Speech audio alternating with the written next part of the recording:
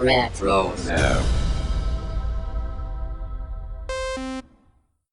What's up, guys? This is Daniel Logan, Boba Fett from Attack of the Clones, The Clone Wars, Book of Boba, Skywalker Saga game, and hopefully many more things in the Star Wars galaxy.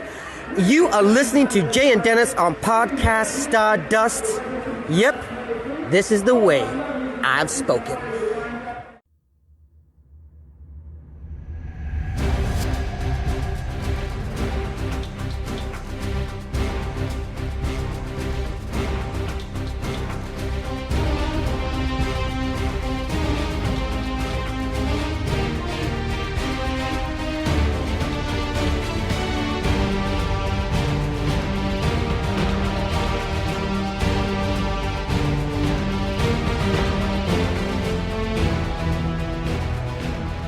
Hello there, and welcome to Podcast Stardust. This is the fully armed and operational podcast dedicated to Star Wars news, reviews, and discussion.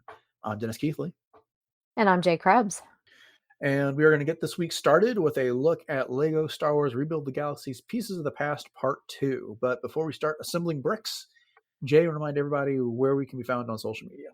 Absolutely. So your Force Dyad of Dennis and I can always be found on Facebook and Instagram at Podcast Stardust. All right, the dish is aligned, the signal's boosted to maximum output, the shield is down. We are now broadcasting to the galaxy. And like I said a moment ago, we're looking at part 2 of LEGO Star Wars Rebuild the Galaxy, Pieces of the Past. So, Jay, I thought we'd start with some overall thoughts and kind of keep it on the non-spoiler side here. Although, what are we really spoiling? This is a fun LEGO story here. And that's my big takeaway from this, is that this was fun. It pulls from not just canon. It's got plenty of legends references in it. It's a fun way. I feel like it's got some influences from Marvel and a few other places as well. And we were talking about how much it seems like the Rebuild the Galaxy series, and if you look at IMDb, they consider this season 2 of Rebuild the Galaxy as opposed to its own series. It's just based on imagination and fun and play and coming up with new possibilities and things. And this episode really does that, but puts some fun sci-fi fantasy elements in there that we don't usually get out of Star Wars. But what did you think overall about this? Oh, yeah. I mean, I think you hit it right on the head. I mean, it's definitely designed in play, with having play in mind. And it does have so many different references, as you said, to legends and comics and deep cuts and video games and, twists things on its head and also makes you, question the good versus evil that's going on in this particular episode too. Mm-hmm. So ideally, we're not just going to go scene by scene because I said that last week and that's what we're going to end up doing. But it's going to be kind of hard to avoid because I feel like there are a lot of jokes that we want to talk about, a lot of references we want to talk about and things, and you almost have to put them in some sort of order. So anyways, I'm going to start at the top, and that is with the flashback that we get of how Solitus got trapped in the Force hold by Bob in the first place. That's kind of hard to say. At any rate, Solitus is training his Padawan Bob. They go to what looks like I called it the Star Wars Stonehenge in the last episode that we saw on Dathomir. And Solitus is using Bob to do some force building and then some Sith breaking. He's got a Sith holocron, and he's openly praising what they can learn from the Sith, kind of the way that Palpatine was talking about how the Sith know things and the dark side as a gateway to powers that some would consider unnatural. That's kind of the vibe I got from there, because Solitus is a Jedi and he's essentially betraying the Jedi Council by doing this. And Bob goes along with it at first because he's kind of being called out as being chicken, but then he realizes how wrong it is and he shoves Solitus in there. But what was your takeaway from this scene? Yeah. So, I mean, he realizes that Solitus is kind of this villain that wants to control the shape of the universe, essentially. And, even though he looks up to him as his master, he realizes that, this is not the path that I want to take. And so where do I go with you? We'll just put you right in that void. That way we don't have to deal with you. Yeah, it's kind of like the reverse Anakin, Yeah. Anakin, might have been intrigued by these powers, but he had a reason to. Bob's a little bit more pure heart when it comes down to it. So he doesn't go for that. From there, we are in the force hold, and it was an interesting concept in part one, but now I'm really fascinated by it after seeing part two. And they describe it as a secret realm with discarded pieces of the past. And Solitus wanted to send anyone that stood against them there. When we get in there and you kind of see like things falling out of the sky, Mm-hmm. this reminded me of two very distinct things from Marvel. One, the void at the end of time that we saw in Loki and Deadpool and Wolverine, and Yep. then Sakaar from Thor Ragnarok. There, just kind of like this junk planet of the galaxy where things that get to start wash up in that Mm-hmm. place. But it's Ahsoka who shows up, the Brickhead's Ahsoka shows up later in this episode, and she kind of talks about how, like, these galaxies that have been unmade, there's always these leftover pieces, and this is where they end up. And I'm like, they really did borrow from the TVA and the Marvel playbook with the description of this. I don't know if it was intentional or not, but very, very strong vibe that I'm getting from that. But what did you think about it? Yeah, I agree with you when you put it that way for sure. For me, I was kind of looking at it as almost a metaphor for, if you look at it from a real world perspective, as we were saying, just Lego in general is a way to be creative and have fun. And, as a kid, just using your imagination to do all of these things.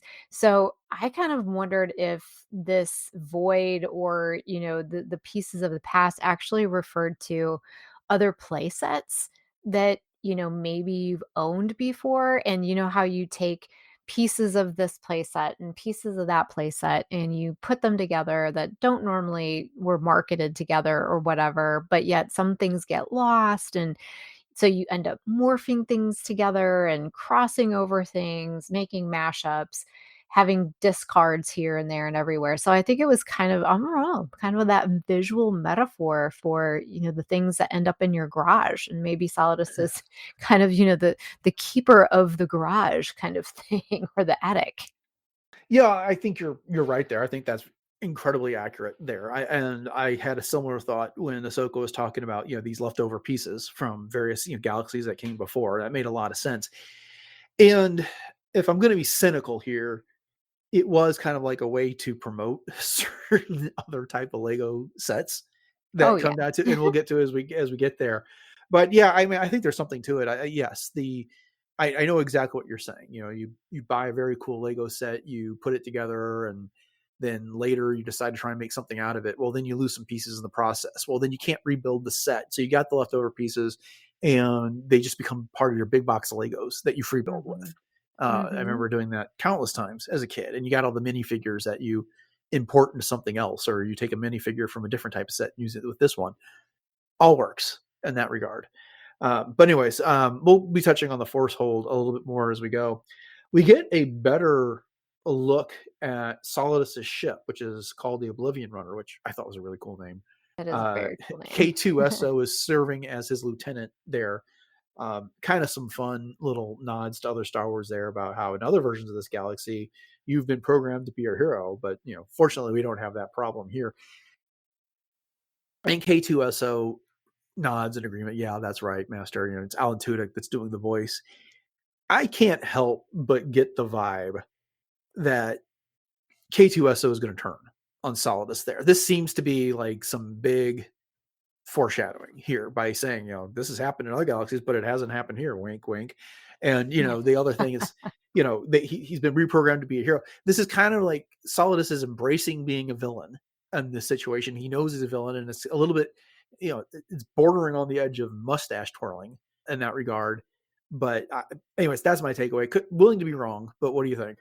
No, I like that take, and I think his body language, K2SO's being just kind of hunched over, Yeah. like he's very not happy to be where he is in the universe at this point in time. But I also feel like this particular scene was brilliant because it kind of broke the fourth wall without breaking the fourth wall.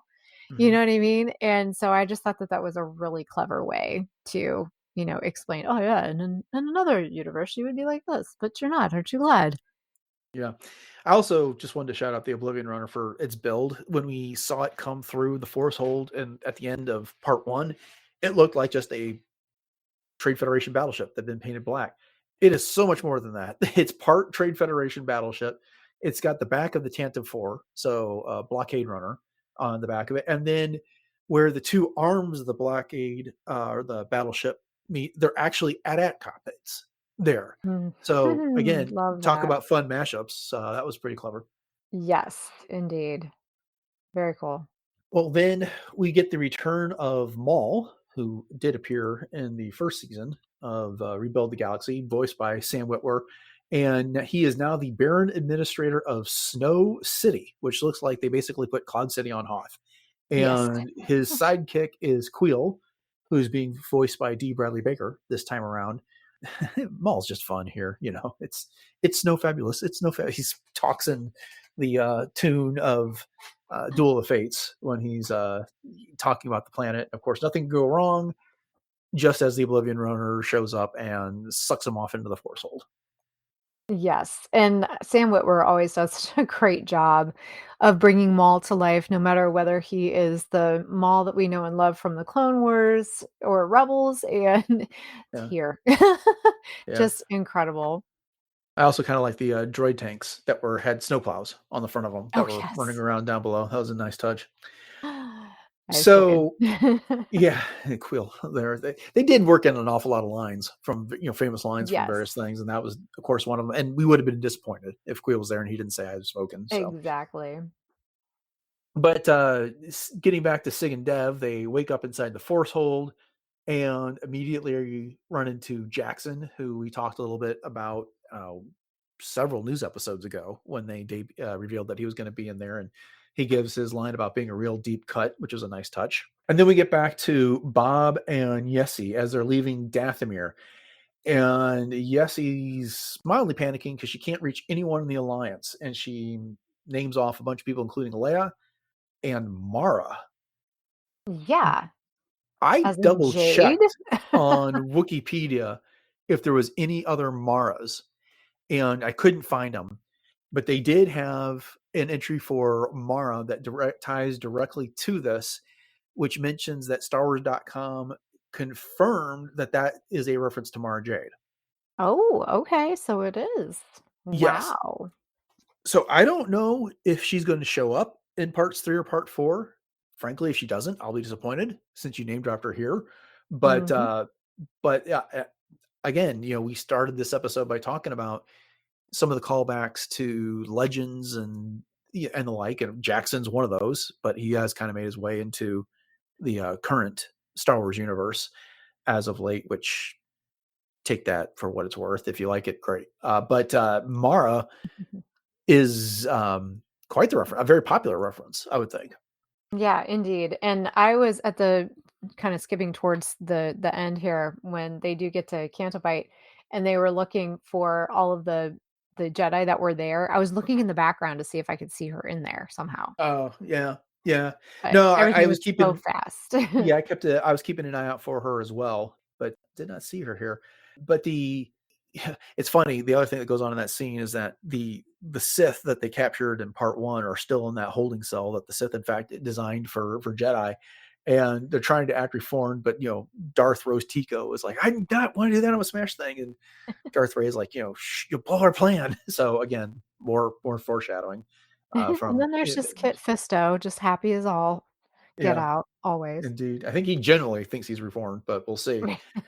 But they got to get to Canto Bight in order to warn the Jedi Order, which they do by, I'm skipping ahead, by finding the Porg ills. So Yeah, they've, loved that. yeah, mashed up the Purgles and the Porgs so they can pull off the Ahsoka trick by using them to get through light speed and hyperspace to get to Canto Bight quicker before it disappears because Solitus is just jumping all over the galaxy, sucking up all the planets into the Force Hold here.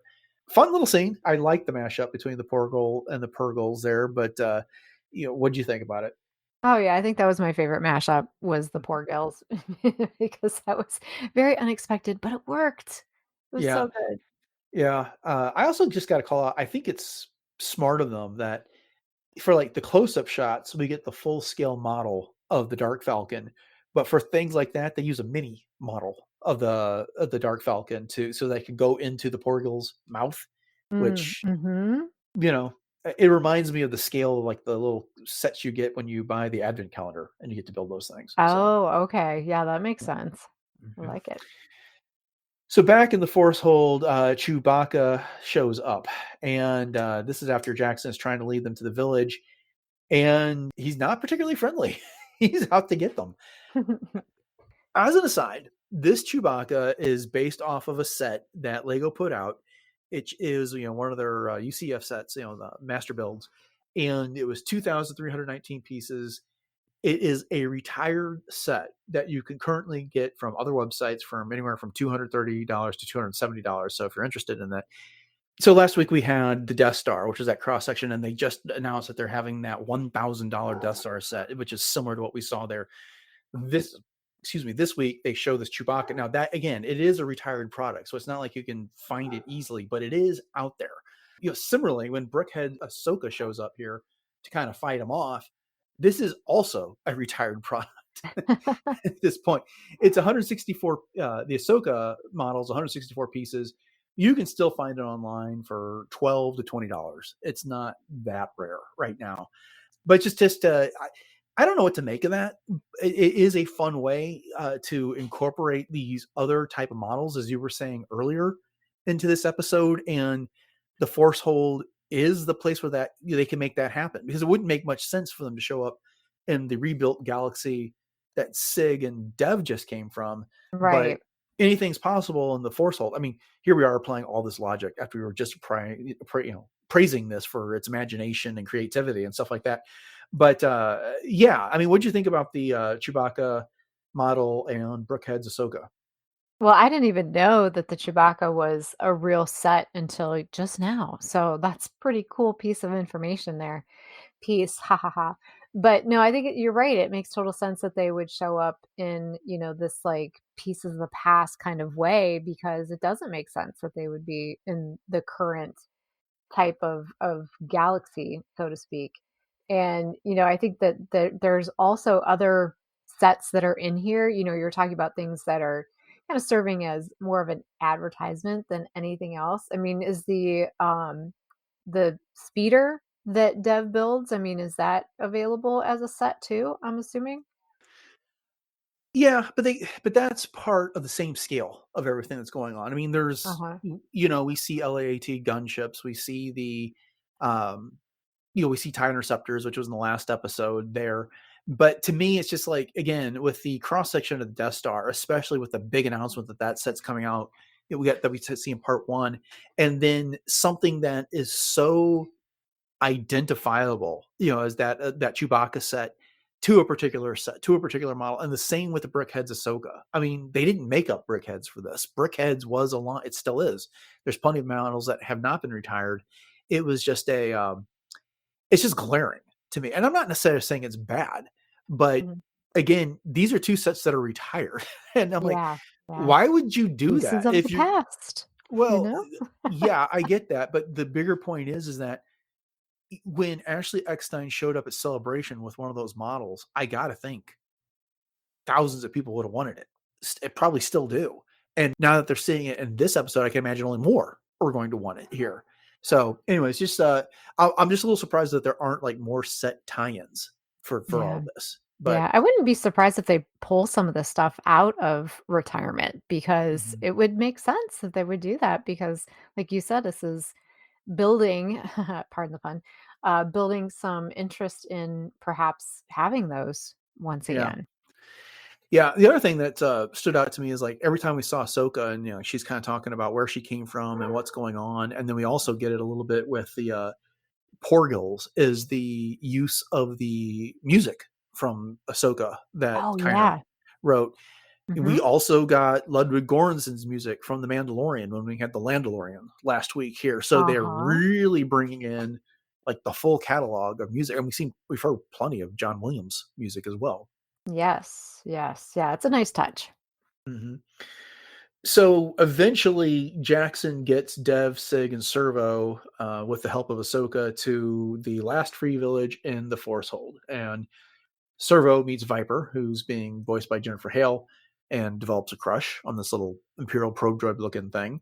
I was paying attention in the background. I watched this episode twice for who was there. And there's some that are definitely who I think they are, such as the Grand Inquisitor is there. Enfys Nest is hanging out I there. caught that one. Yep. Yeah. Salacious Crumb shows up. A Okay. character in black clothes, black hair that's long, the longer side, with a scar running down the right side of his face. Pretty sure that was Kylo Ren. And Mm. then we had someone that looked like Hoth Leia, but we already have Princess Leia Yeah, back the on puppy Canto Bight. vest. Yeah, Yeah, I noticed yeah. that. Mhm. And then what I'm pretty sure was Bib Fortuna was there Yeah, as I think well. so too. So Yeah, that do you was a catch? pretty easy one to figure out, I think. Mhm. There's and a major character gets introduced in a second, and we'll talk about him in a moment. But is there anyone else in the background that you noticed that I didn't list there? No, I think you had a really good catch there. Like I said, I did not catch the Grand Inquisitor. I saw the puffy vest. I did catch Enfys Nest. That's a great call on Kylo Ren, and Bib Fortuna was kinda stuck out like a sore thumb to me. But other than that, Yeah, no. you know. All right. Except for our biggie we're gonna talk about here in a sec. So yeah, so Ahsoka is kind of given some of the past, some of the history here, explaining how pieces of other galaxies end up here, and she also explains about how she found people and created this last free village. But of course, Solitus has been a threat. And then we get the big Cal Kestis reveal, voiced by Cameron Monaghan. And he talks about how he's the only Jedi survivor from his galaxy. It's like, nice name drop from your last video game. Good work. Yep. Yeah. And so Bravo. he's impressed that Sig is a force builder because there's a definite distinction between Jedi and force builders here. But at any rate, yeah, we kind of talked about, this is where they're all from. They're the leftover pieces from their galaxies that don't fit anywhere else. So, any other observations about the village here in the Force Hold? I just love the fact that they brought Cal Kestis into this Mhm. because, I mean, we've got all of these other like visual representations of characters from movies and from, animation and stuff like that. But I think this is the only video game one. And would love to have seen Marin too. Just saying. No, But we're about to get another video game one here in a oh, second. true. Yes, But yes. yeah, Yeah. I feel like for him though, he's appeared in a lot of other places too for me. I mean, in my brain yeah, but he's pan, like primarily known novels for the and video stuff. games. But You be right, right. Yep, you yeah, be right. and Cal's also shown up in a novel, for that matter. So Good the point. Battle Scars. Good But point. at any rate, the so they're on their way to Solidus's fortress to get to the bottom of things, and so it's Servo, Viper, Dev, Sig, and then Brookhead's Ahsoka. It's hard just to call. It's not just Ahsoka; it's Brookhead's Ahsoka. Yeah, But exactly. and she's going on about how thankful she is for Sig making the little sidecar because she doesn't really feel like she fits in. And this is where she's talking about how she's found the people and brought them to that village, and she's got this self doubt about leaving, leading the people there. Everyone looks up to her to do it, but then there's that line about you never know, you might find something you think you lost forever. And I couldn't Mhm. decide if that was foreshadowing for Ahsoka or Dev gives a reaction to that's foreshadowing for that or both. But what do you think? Ooh, I like both of those ideas, and I guess I hadn't really thought too far into it other than just to point out that that's what sort of the Lost Village, is the piece of the past, kind of Yeah. area is in general. Yeah. Well, because she goes on to point out how the Sith won in her galaxy and she was the last Mhm. Jedi. I was like, well, that's kind of what happened in the regular Star Wars universe as Mhm. well.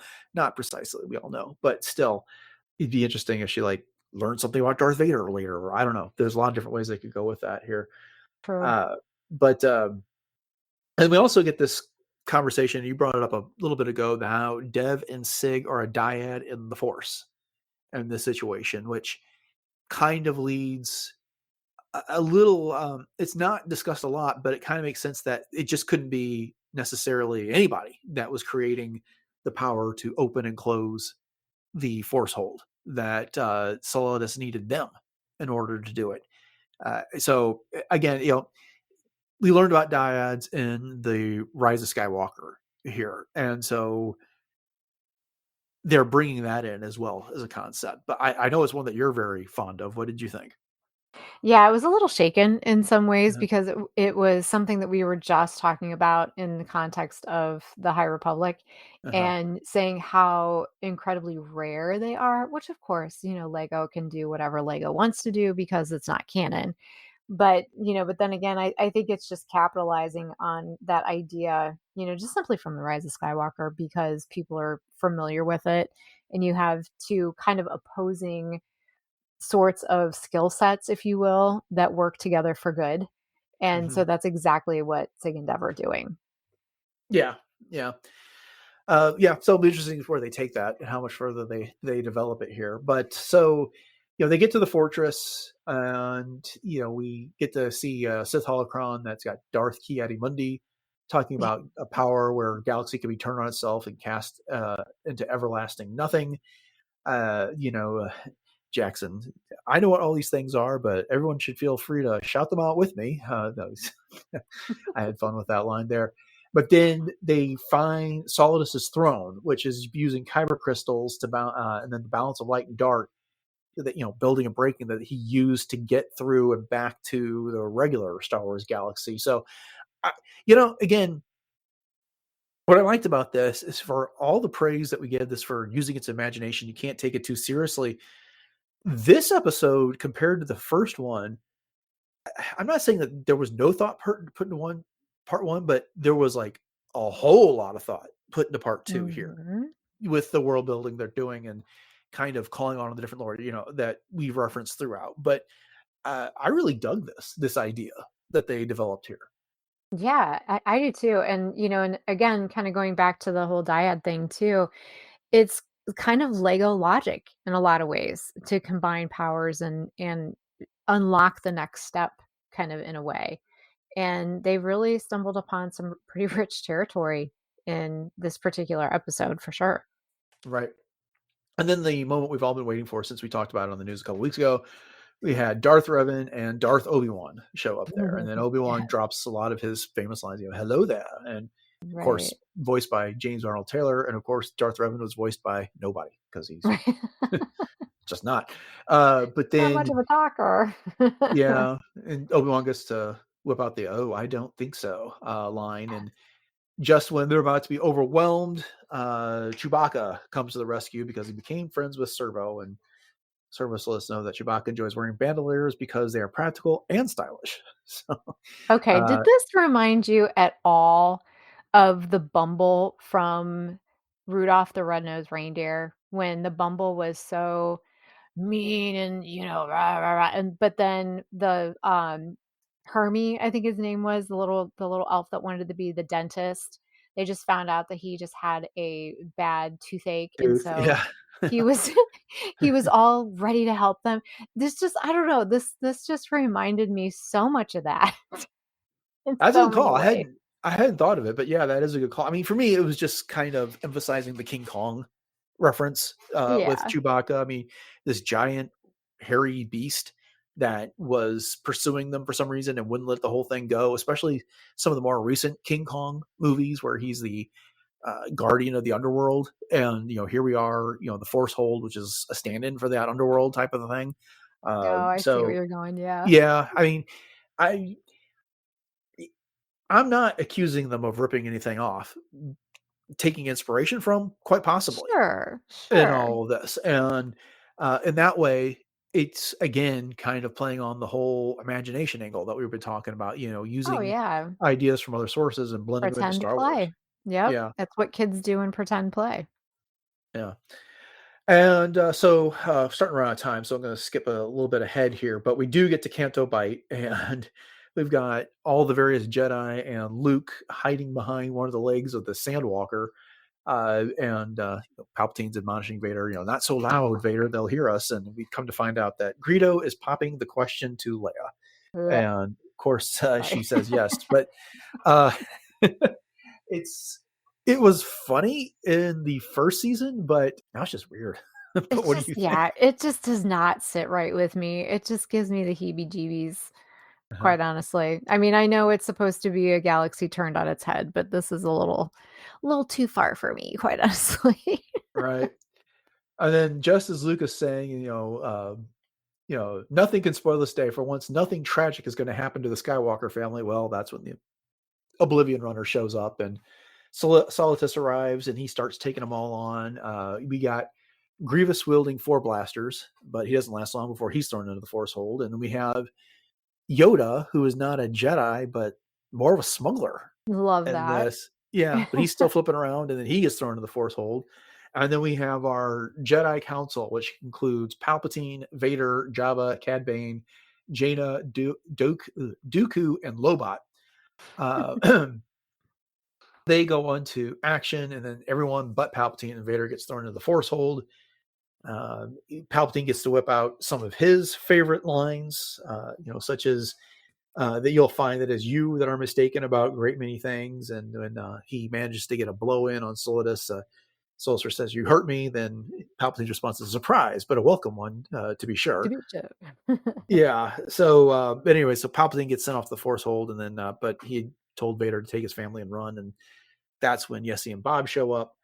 And, yeah, so I adore the Darths, the Sith in this, and the Jedi in this. They did such a fun take on those by taking especially when they reverse the alignment.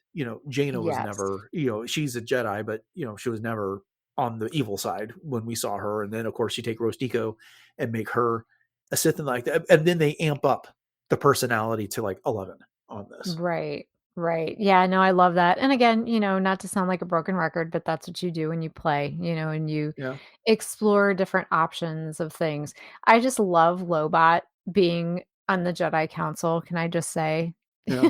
I just Well, think I also that's like great. Jabba because he just kind of like hangs out there in the background with a Yeah, lightsaber in his yeah. hand. He doesn't really do much. Right. Yeah, Yeah. exactly. I love all the deep cuts that they do in this. And I'll tell you what though, what would really be impressive to me is if they would pull out a Lego Wilro hood, complete with Comtano, just running amok.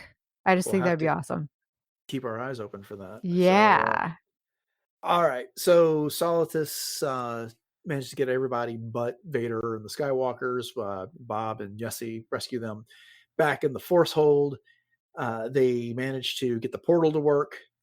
Jackson, Viper, Chewbacca hold off Kenobi and Darth Revan, while Ahsoka, Servo, Dev, and Sig go through the portal.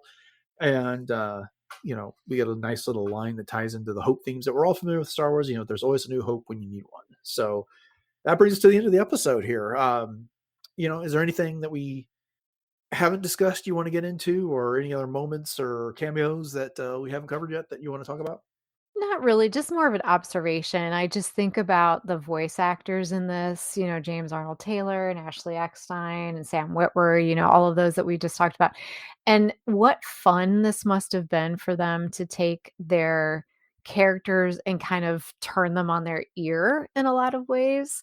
And, Ahsoka is probably most true to her original characterization out of all of them. But I just think they must have just had a blast doing this. So I'm Yeah, happy especially for Sam them. Witwer doing Maul. Yeah. It's no fabulous. It's no fabulous. I just I watched that the first time I was riding the bike. And that made me Oh, laugh I pretty hard. laughed out loud. Oh, Yeah, yeah, for yeah. sure. Yeah, Good this is stuff. fun. I enjoyed the first season, and I really didn't know what they were going to do to make a second season make sense. That wasn't just more of the same, but the Force hold, that was Yeah. just such a brilliant concept that added so much to it. I'm really pleased with it, and I'm being patient. I'm watching one episode a week as we go through Me all of too. this, so that when we're having these discussions, that they aren't spoiled with the knowledge of what comes next. Yeah. And so I am looking forward to being able to watch the third part tomorrow. So Yes, same here. all right, well, that was fun. And I hope everyone listening to this has had an opportunity to watch it and enjoy themselves. And thank you for joining us and getting our take on it. We'd love to hear yours. And Jay will give you our social media contacts in a bit so you can reach out to us if you want to do that.